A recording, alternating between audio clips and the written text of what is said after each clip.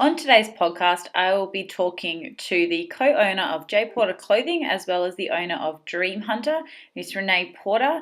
Very excited to have her on the podcast and listen more about her business and journey and relate that back to the fitness community.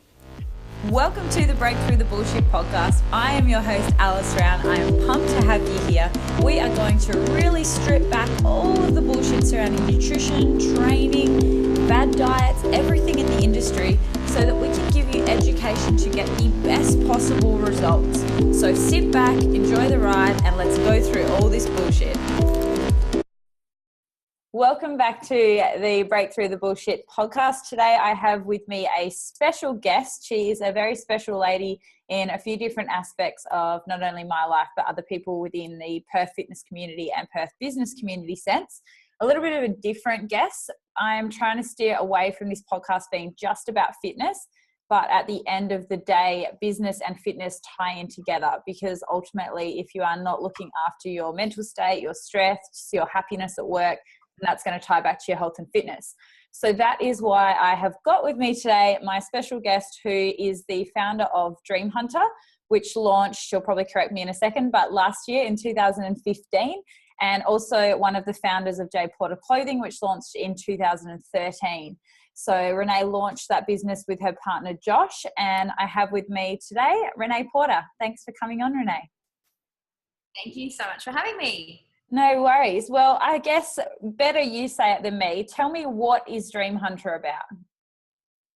So Dreamhunter it's basically a creative agency.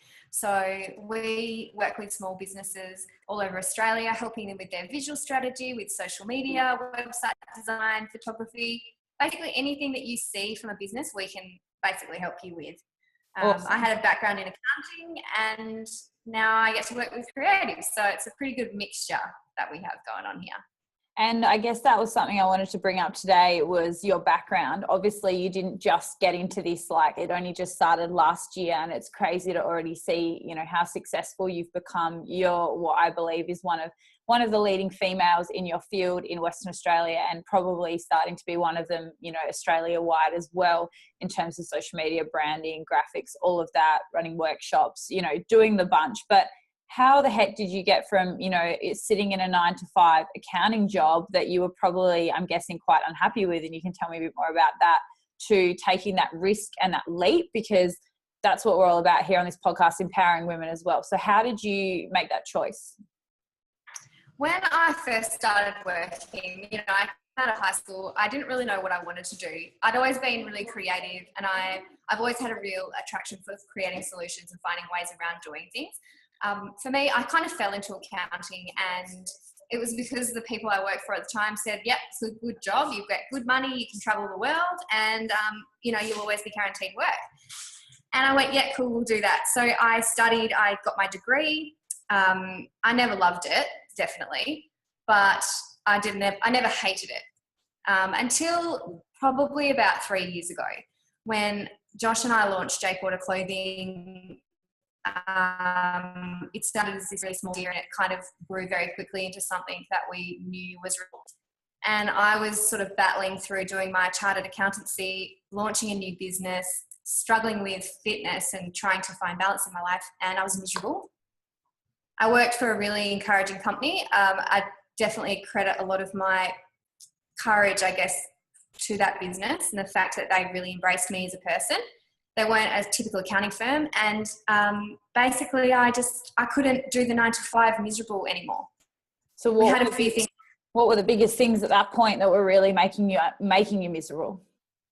I just didn't want to work for somebody else anymore.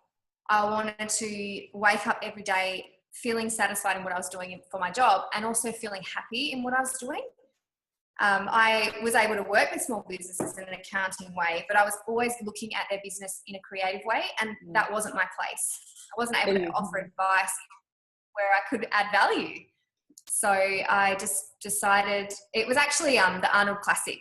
We went over as Jporter Clothing. We had a booth, and we had this amazing chaotic 5 days, and we just didn't have enough sleep, and it was amazing. And then I was trying to do CA assessments while I was there, and my computer kept crashing, and it was just a nightmare. And then we got back, and I went back to my 9-to-5 job, and I sat at my desk, and I just cried because I didn't want to do it anymore. There was no passion. So, there was absolutely no passion. And I didn't want to be miserable anymore. So what gave you that feeling of happiness when you were at the Arnold's? What was it? Was it the adrenaline? Was it what was going on? Obviously, because I remember walking past that booth and I barely even got to say hi to you guys because you were so busy and it was so slammed and it was just insane. But the smiles on your faces were just, incredible. Yeah, it was definitely a mixture of not enough sleep and lots of adrenaline, but also the overwhelming support and the people that were coming up to us saying, we're so happy to see you guys going for it and doing something that you love and backing yourselves. Yeah. That was probably what pushed me over the edge to say, okay, I don't need to settle anymore and I'm going to give it a go. All right. So did you ever have, in that moment, any fear, anything worry that if you got outside of your comfort zone that you were going to be fucked, basically? You have a partner and a mortgage and all of these things. Were you worried in that moment about what was going to happen? Oh, totally. I'm terrified. I'm still terrified daily about decisions and taking risk. I think that's part of why I love it so much because it is a constant adrenaline rush. But I think knowing that I had a really good support network, and I appreciate not everybody has a support network, but there are plenty of places outside family and friends that can help you. But the fact that I had support, that we had a business that was starting to become more successful definitely made me feel better. But even if Jporter Clothing hadn't been propping us up a little bit back then, I still would have made this decision. It just might have been more of a transition rather than, yep, I'm doing it. Just kind of rip that Band-Aid off. And that's what I was going to ask. Was there kind of steps in place that you went through? Like I know just from chatting to you that you said, once we kind of get to this position with Jporter financially, that I'll step into Dreamhunter. But like you said just then, was there a point where you just went, nah, like I don't care about the money. I'm just going to do it. I'm just that unhappy. Yeah. After Arnold's, I was breaking down every month crying while I was doing CA, and poor Josh had put up with me just sitting there in a ball. And I think the Arnold's really woke me up to realize how happy I could be doing a job that I loved. And I went into my boss's office and basically said to him, I can't do this anymore. And he looked at me and he said, all right, Renae, what are you going to do? How are you going to do it? And can we help you with any of it? And yeah, you need to do what makes you happy. So the fact that he said that was really a big advantage for me. Yeah, it's huge. But I worked hard on my team, so I wasn't surprised that he was willing to work with me on this. So for me, it was that moment of having to walk into his office and tell him that I couldn't do it anymore. That was the Band-Aid. And then all the other stuff was just, okay, well, how am I going to make it happen? And I did it over 6 months. I transitioned to part-time and then eventually to nothing, which was that last month of going from something to nothing. That was probably the scariest part. Yeah, and starting of leaving clients. Yeah. And like you said, like it was interesting that you said once you actually ripped that Band-Aid off, were you surprised by your boss's response? The fact that he was super supportive, like that for people can sometimes be scary. They're so worried about what might go wrong rather than thinking about what potentially the positives could be. Yeah, definitely. I knew that I was walking into there and it could go one of two ways. He would either basically go, yeah, Renae, we love you, we'll help you. Or he was going to go, okay, that's fine. You can finish next week. I didn't really know. And I was prepared. If it was you finish next week, I was prepared to do whatever I needed to do. Yeah. To find another job with what I wanted to create. Yeah. You do what you have to do. Exactly. And like, it's one of those things, it's almost like once you face a fear and you get confronted with it, you've got two choices which way you go. And I think until you throw yourself in and take that risk, you're never going to know, what's going to happen. And now from where you are at the moment, can you look back on yourself a year ago? Like what can you say to that person a year ago in terms of how you're feeling now about what you've done? My whole motto last year was fake it till you make it. Yeah. That was like every day I'd wake up and go, oh, I have no idea what I'm doing, but nobody else knows that. Yeah. My motto this year is if you can be better, then be better. Yeah. So I think the comparison of those two is pretty strong. It's been a year of complete chaos, but a year of complete success and a year of growth and a year of change and figuring myself out, figuring out what my business actually does and how I help people. It's been a roller coaster. It's been a good roller coaster. Absolutely.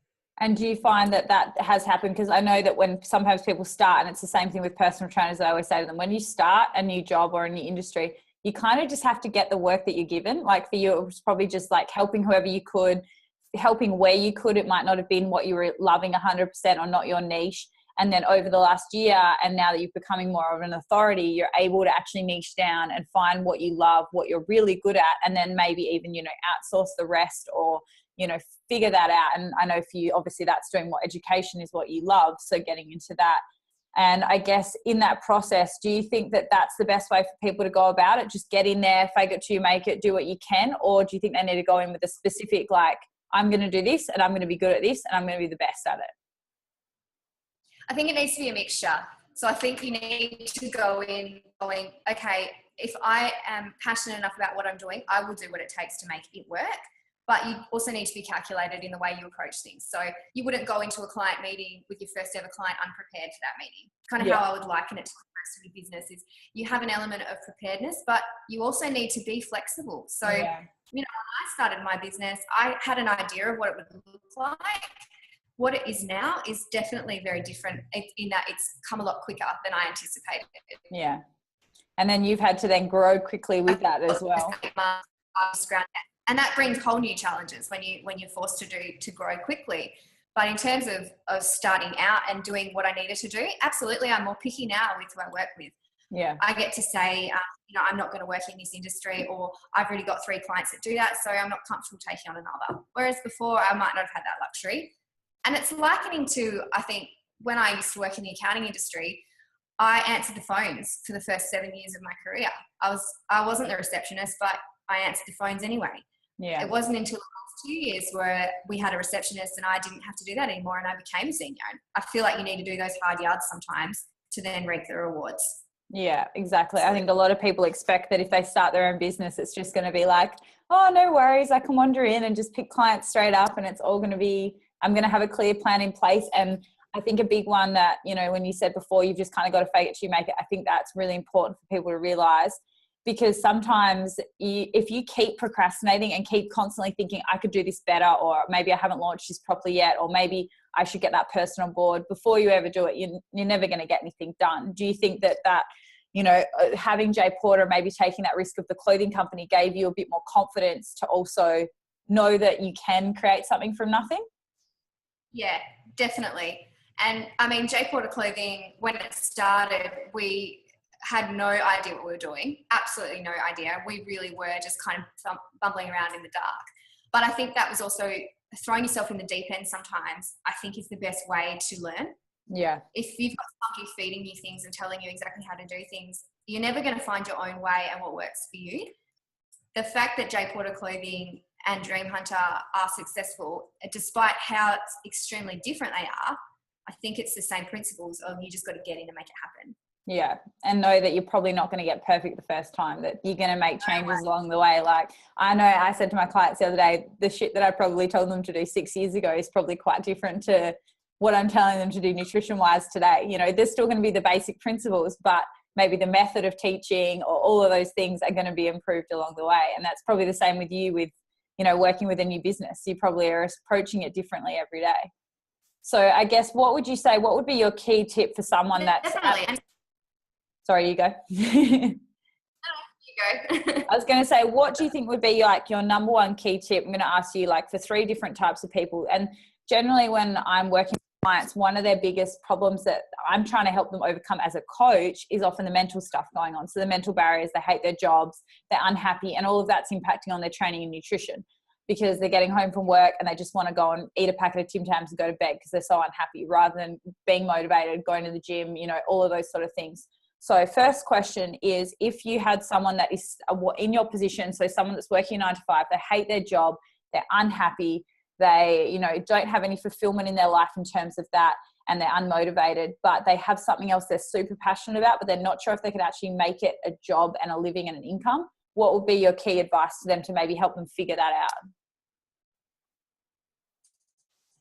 definitely write it down. First of all, is get everything that's in your head out into the world, because often it just stays trapped, and that's so overwhelming. So I always encourage clients, when you're brainstorming and throwing ideas out, is don't ever limit yourself. Just write everything that comes out, and you can go and figure it out later and order it. Yeah. But definitely is get it out of your head and investigate it. Figure out whether it's something that you can see is sustainable, is scalable, and whether or not you have the capability to do it now, or whether you need to just put in place, like what I did, was a progression, a transition from my unhappiness to my happiness. I think that would be the big thing. And talk to people, find and seek people that do, like you and I, Alice, you know, we talk to each other and bounce off each other all the time. Find people that you talk to about business and talk to about being an entrepreneur and how tough it is. And just gather information like a sponge. Yeah, exactly. And do you have some key people or key types of people that you'd push people towards, say, in terms of, if they need helping figuring that out, or different strategies there? I mean, obviously, I think that it's important that sometimes people don't talk to family. I don't know if you'd agree with that one, but I just feel like sometimes family doesn't see maybe the financial stress or the pressures or all of those sort of things. They're just kind of maybe sometimes looking out for your happiness or security as well as a big one. I know my mum, for example, she doesn't think I have a real job. So, you know, even till this day, she thinks unless I'm owning a gym or something like that, that I don't have a real job. She doesn't get online coaching. She doesn't get it. You know, she sees macro stacks a bit more as a business, but again, it's an online business. So, who are the people that you think you should surround yourself with, and who should you kind of maybe not take their advice from, or just be a bit more cautious, you know, in that process? Family and friends, tough one.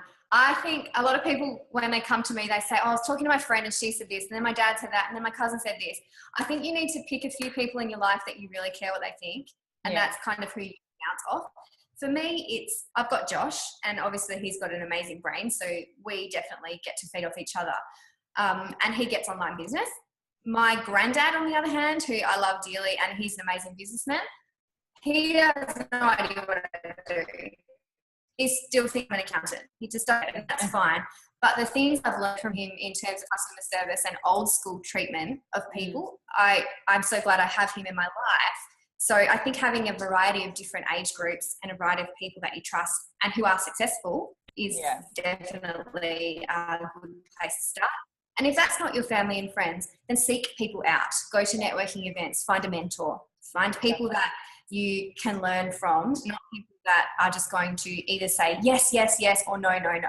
Because that's what family and friends tend to do. They're either one or the other. Yeah. Or people that maybe won't be 100% honest with you. They're too scared to maybe say, no, that's a really dumb idea. Like, let's maybe think about a better strategy, rather than them, like you said, just being yes people. And sometimes, I like what you said about also investing in people that are successful, because I think if you're chatting to someone and they're unhappy with their job and they're unhappy with their life, and then you're getting advice off them, it's like, is that going to kind of balance over, you know, at the end of the day?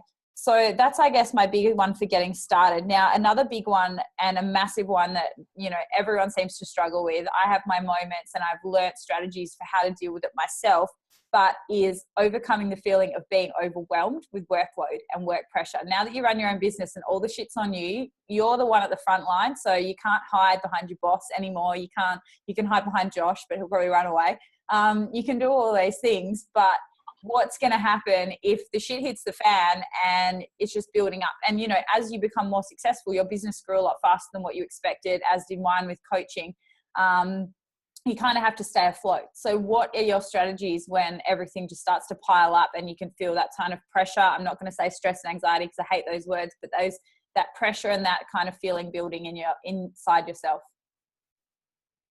Well, I'm a big wuss and a big, really sensitive person. So I tend to cry a little bit, which is totally fine. My family, they know what I'm like.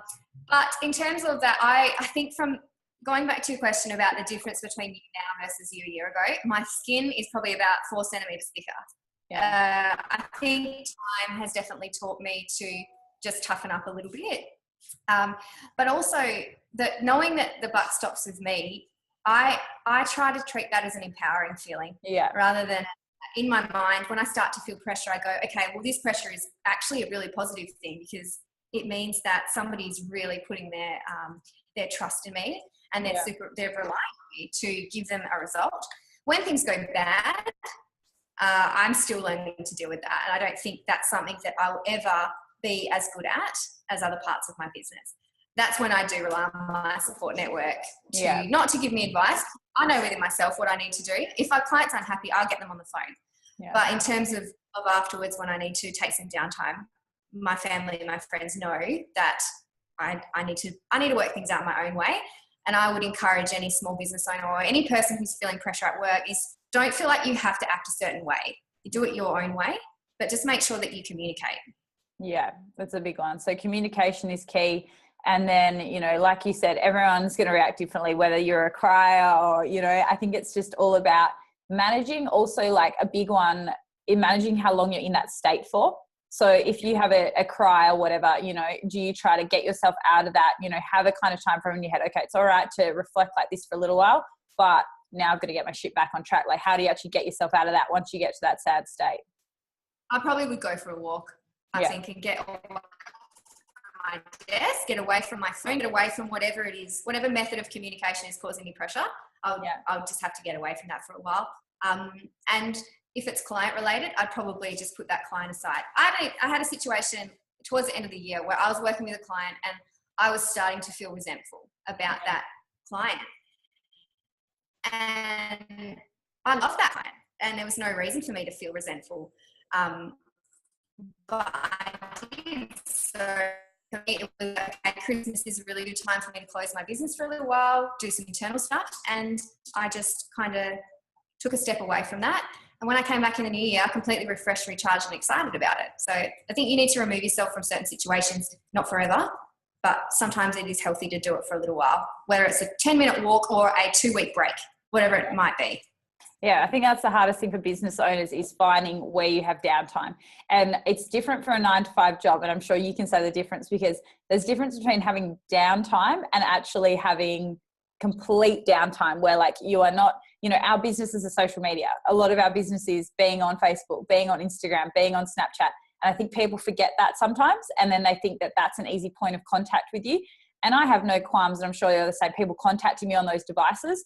But when it becomes a 24-hour thing where you're expected to reply to or respond to, so do you kind of have any strategies in place for just your day-to-day in terms of managing that so that it's not consuming your entire life? Like you and Josh work together. When you get home, you're together. Do you try to, you know, switch off maybe from certain aspects of business when you're at home? I tend to advertise pretty heavily with clients that I have a 24-hour response time. So if they message me, they don't expect that they're going to hear back from me within 20 minutes or even 2 hours. Yeah.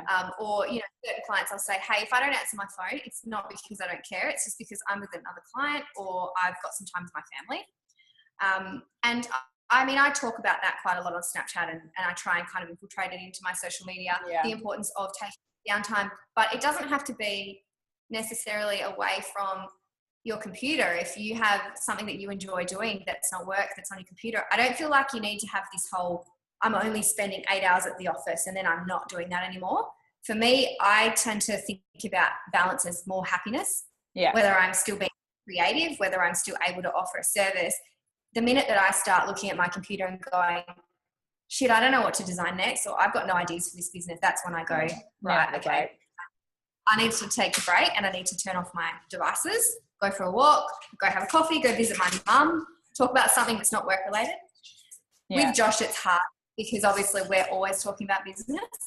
So for me, our downtime, I wouldn't call my time with Josh as much as in the past it was. It's not really my downtime anymore.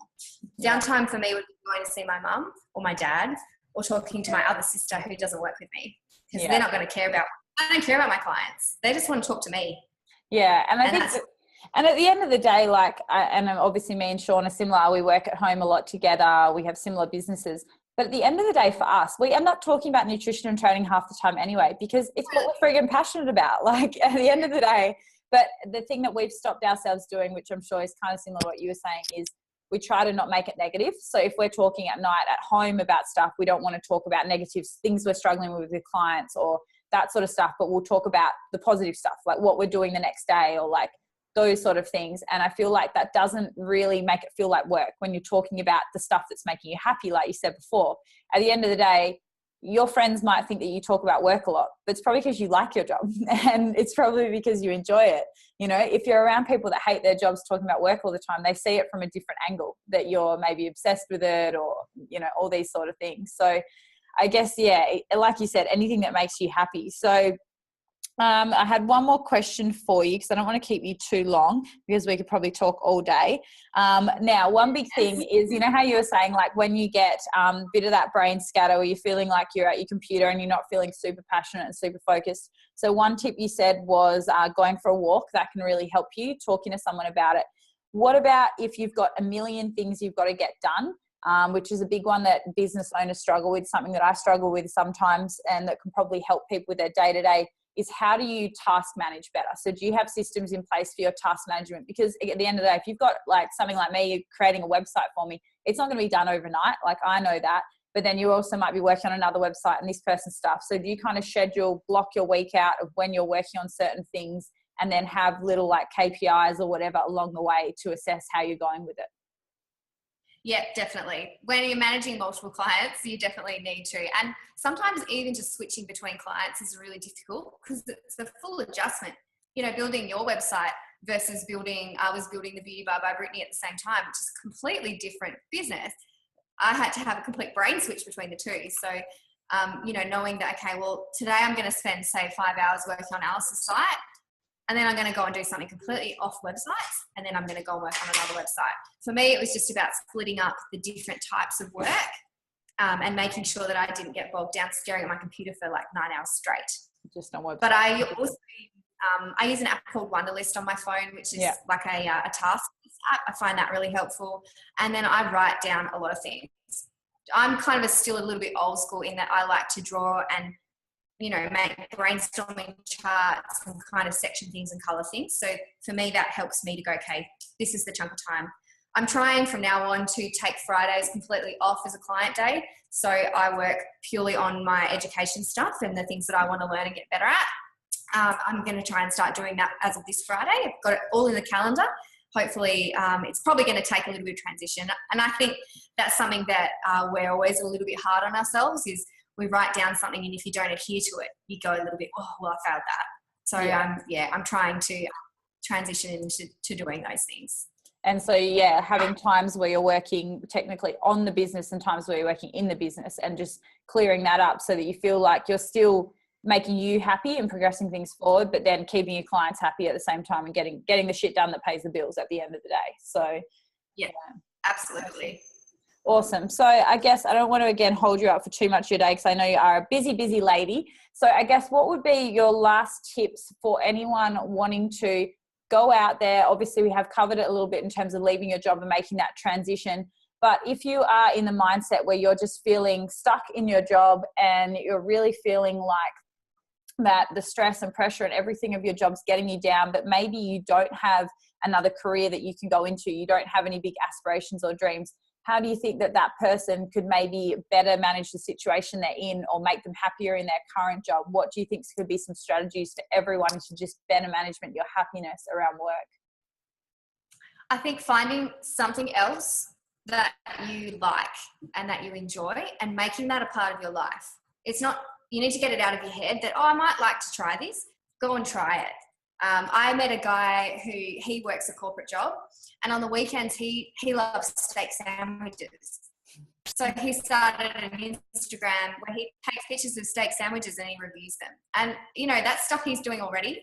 Yeah. He's obviously going out with his mates. He's just turned it into something a little bit more. So it doesn't have to be a massive life change. It doesn't have to be a complete overhaul. It can be small things that hopefully lead to bigger things. Yeah. And I think also is just back yourself a little more. Yeah. You need to have a little more faith in your ability to not only move into an area that you enjoy or find a hobby, but that you are allowed to be happy. Yeah. You don't have to do a 9 to 5 and be miserable. Like, allow yourself to be happy every day, when we are only here for such a short amount of time.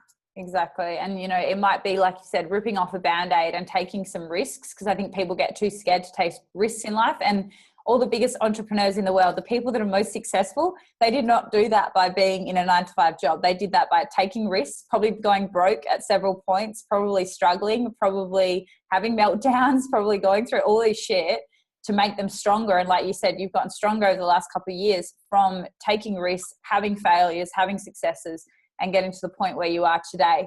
So I thank you so much for coming on today. And I know it's a little bit different outside of the fitness world, but I think it's also really important because I get a lot of people that maybe love fitness and they think that fitness is going to be their career, but then they're not really sure where to go with it, or whether that should stay a hobby, or whether that can actually be a career choice. And it's good that you explain to people how difficult it can be working for someone else. Like we've said, it's not easy, like by any means. It's probably harder than working for someone else. You have more responsibilities. But then if you weigh that up with happiness at the end of the day, it can be much more beneficial in the long run if you make it work. So have you got anything else to say to the listeners? Can you tell them the best ways of contacting you in regards to all of your social media or websites, or how to get at you if they need to ask you questions after this podcast? My business is called Dreamhunter. You'll also hopefully already know about Jporter Clothing. You can contact me through my website, which is www.dreamhunter.com.au, or my email, which is hello@dreamhunter.com.au. Social media as well. I'd love it if you come and follow me, and hopefully something I've said today has struck a chord with you, and you can come and tell me about it. Yeah. I think. Have you got any workshops or anything coming up? Well, I don't have any workshops scheduled just now, because what I'm actually doing this year is launching a small business school. Awesome. So around the middle of the year, I'm launching an education platform. So right now that's where my focus is. But if you do check my site, occasionally I pop up little express workshops, which are really good, short little 1-hour workshops focused on, say, Instagram or Facebook advertising. Yeah. Awesome. That would definitely I highly recommend coming to those, because it's not only you learn stuff, but you get to meet other people that are in business, which is one of the most valuable that you can do. And then my podcast is starting soon too, so I might have to see myself on that. She's just hijacking my podcast for her own podcast. I'm totally hijacking your podcast. Oh, you know what? When you said you were doing this podcast, it was like a light bulb moment for me, because I really don't like it. I hate blogging. I'm no good at it. Yeah, and then you said, no, it made sense. Yeah. So thank you for that. That's okay. And the thing about podcasting is that there's no editing. There's no rereading over what you wrote. You just do it and it's out. So if you swear and say shit occasionally, or you do whatever, it's real. And I think people really enjoy that. So I want to say a massive thank you to everyone that got through this lengthy podcast with us. Be sure that you jump on Renae's podcast, and hers is obviously going to be a little bit more about business. But can you tell us just briefly, I guess, what you and Josh, it's together, right, that you're going to be doing on your podcast? What's the main goals of it? Yeah, so it'll definitely be a bit of a dual thing. It'll be more me, and then Josh will feature on certain podcasts where I think he can add a lot more value. But it's basically just going through our story, what we do on a day-to-day basis with the brand, tips and tricks on business, different events that are coming up, whether we interview people. I kind of want to, I guess, bring in different types of industry and show people that there are similar principles that can be applied. Yeah. And there is amazing people and amazing creative people in Perth that you need to, investigate and support. Yeah, exactly. Which is pretty much similar to mine, but we are going more business route, and then we're going to get different industries in. So thank you so much for being on today. I'm sure we'll have you on again. I'm sure I'll have Josh on at some point. Maybe Josh can come on and teach everyone how to use Snapchat for followers. And we'll have something on in the near future, and maybe talk a bit more about Jporter and clothing, because obviously fitness clothing is a big one that everyone wants to talk about on the channel. But thank you so much. So be sure to follow Renae on all of her social media platforms, or Jporter Clothing as well. They have some amazing fitness gear, and their new leggings are the best. So go check them out. And thank you for your time today, Renae, and have an amazing day. Thank you so much for having me on. I love your work. Well done. No worries. See ya. Bye. Thanks for tuning in to another episode. If you enjoyed this episode or any others, please hit that subscribe button on YouTube and give it a thumbs up. Leave any comments you have for any future episodes you'd like me to cover. Otherwise, also subscribe on iTunes, leave a review on iTunes so that I can get that feedback. Obviously, this is a free podcast, so the only way we can keep progressing it forward is getting your feedback and getting your following. and I really thank you for being around for that. If you would like to get in contact with myself or anyone that I have had on the podcast, I always leave the information below. Otherwise, you can always jump on my website aliceround.com and fire any questions at me from there. Hit me up on Instagram at aliround and the same name on Snapchat. Have a great day and thanks for tuning in.